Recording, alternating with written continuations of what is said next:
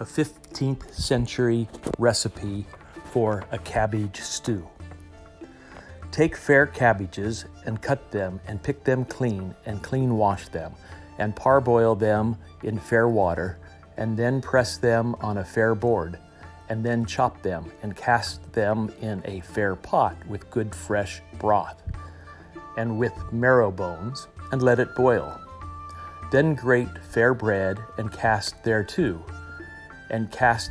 saffron and salt. Or else take good gruel made of fresh flesh and draw through a strainer and cast thereto.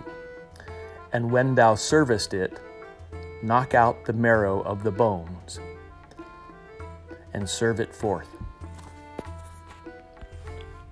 Here is the modern redaction of this medieval cabbage recipe.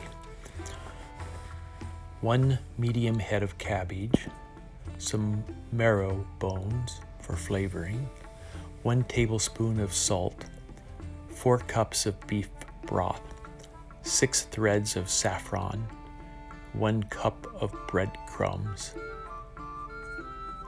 Wash the cabbage, cut it in fourths, parboil it in water until slightly soft. Drain out the water, chop the cabbage. Put the cabbage in a pot with the beef broth and marrow bones.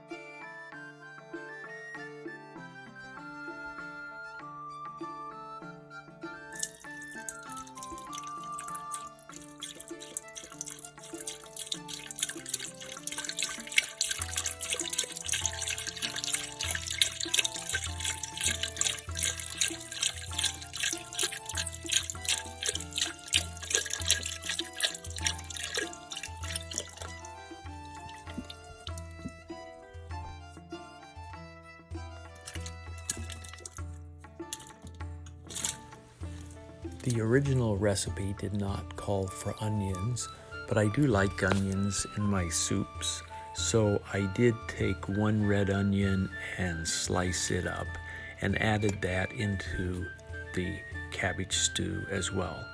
Simmer until soft, about 20 minutes, stirring occasionally. Add the saffron and salt.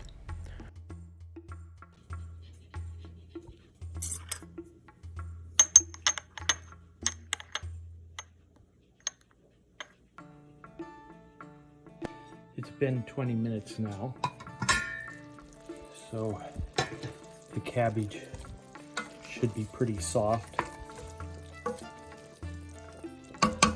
It's time to add the saffron, which if this was green cabbage, might make a difference in coloring the broth. But since it's red cabbage, the broth is pretty dark. Just short of a tablespoon of salt. I don't like it too salty, so I add in a little bit less and then I can add more later if necessary to taste. And then it says 2 cups of breadcrumbs.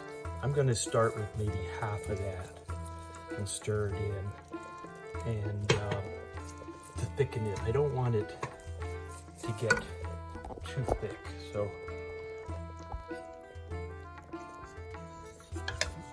stirring in the breadcrumbs.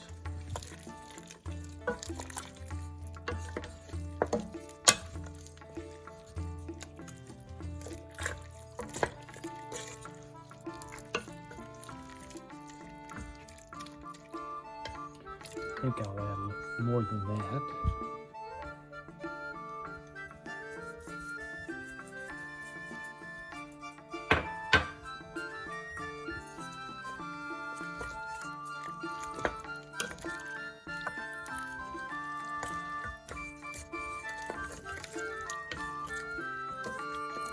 Let's try that amount now, and then I'll add some more later. It's supposed to simmer for another 10 minutes, so I'll check it in 5 and add more if necessary.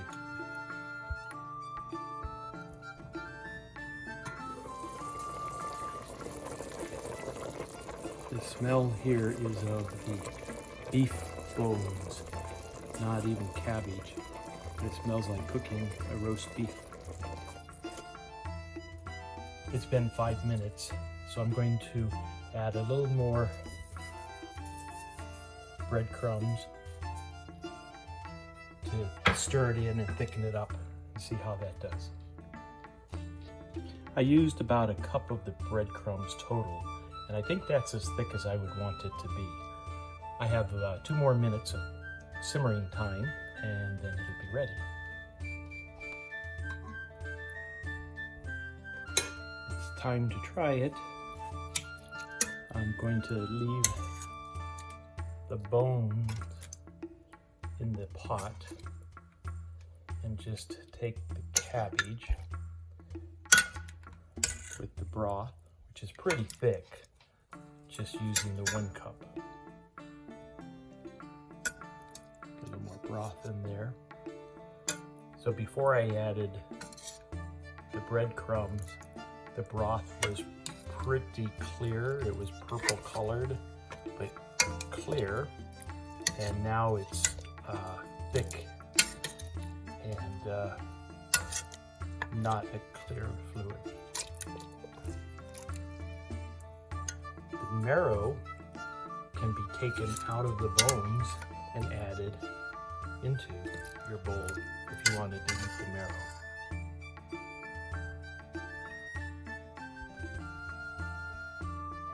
Let's give this a try.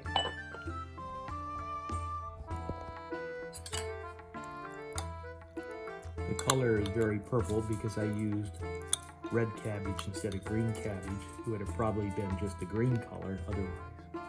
Have a little taste.